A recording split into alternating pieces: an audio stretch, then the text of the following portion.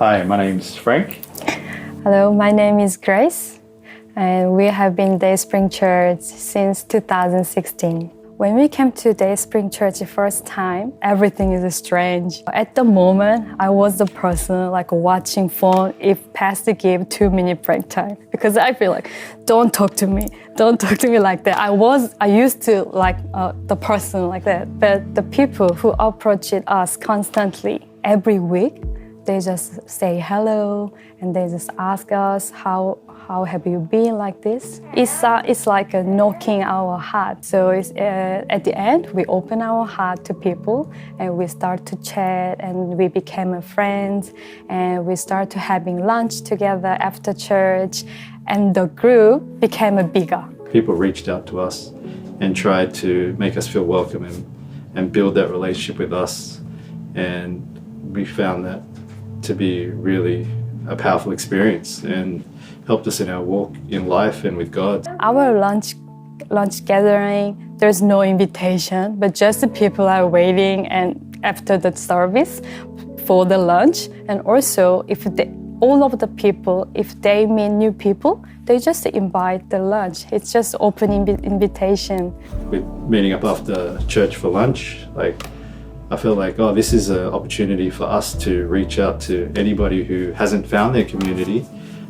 It's like a first step for a new person or someone that's been at Dayspring for years to just come along and just meet other people, and it's always an open invitation. Before having Eliana, I have a fibroid surgery twice. Surgery second time, my gynecologist mentioned because of my age and my condition of wombs, it might not easy to have a baby. And then I think I might accept what she said. I can't have a baby. We've been praying as a family and as a church community for 8 years. Just hearing other people's testimonies and seeing God answer prayer really helped us have faith and believe, no matter what the circumstances were or what the doctor said, that we would get the baby that we've been praying and believing for. Before having Aliana, there's one of our friend, Michael. After the service, he tapped me and asked me, do you have a short time for pray? And then we said, oh, of course. And then he brought the other friends who wants to have a baby. So 2 of the couple who wants baby, we prayed together. And then we have Eliana, and the couple had Malachi. If I'm in the difficult season, I always try to find God in the moment, in the situation, ask Him, where are you? And what do you want to talk to me like that? Sometimes He answers during the reading the Bible, also being with His people. It really hold us with the faith to keep going the journey with Him. No matter what you've gone through or what you're going through, and maybe you've already got the result of something that you've been believing for and it's not what you were expecting, know that God isn't bound by time, that He's in our past, our present and our future, and that He's faithful and that He's a good God, and that He will come through for us. God is a good God. Continue to remind yourself of that and surround yourself with people that also believe that, and that God can speak through them to you as well. Yeah. All throughout the human story, from the beginning in Genesis through to today, God has given His creation signposts to guide us into a life of flourishing. Flourishing is the way of life that we were created for. Not a destination, but a journey, a pilgrimage where we participate in the glory of God.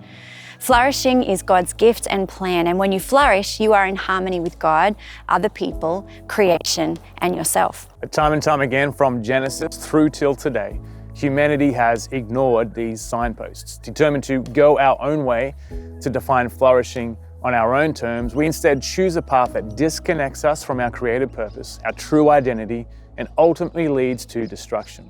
God's signposts have never changed, but humanity continues to want to carve out our own paths or add our own ideas onto the life God has called us into.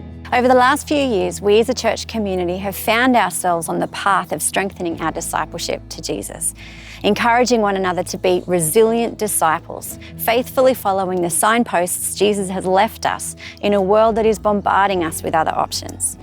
When praying for and preparing for this year, we felt God showed us a picture to explain the work He has been doing in us over the last few years. We saw a seed that had been sown into the ground, developing a strong, healthy, and resilient root system, going deep into fertile soil.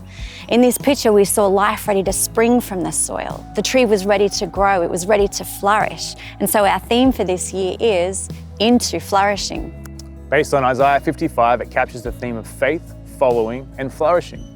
It's a prophetic promise given to a community that is ready to embrace God's way and see Him bring revival.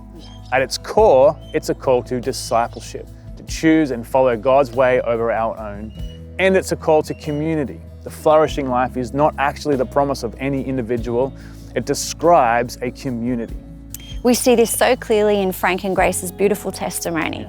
What we heard is not the testimony of two individuals or even a couple. It was the testimony of community.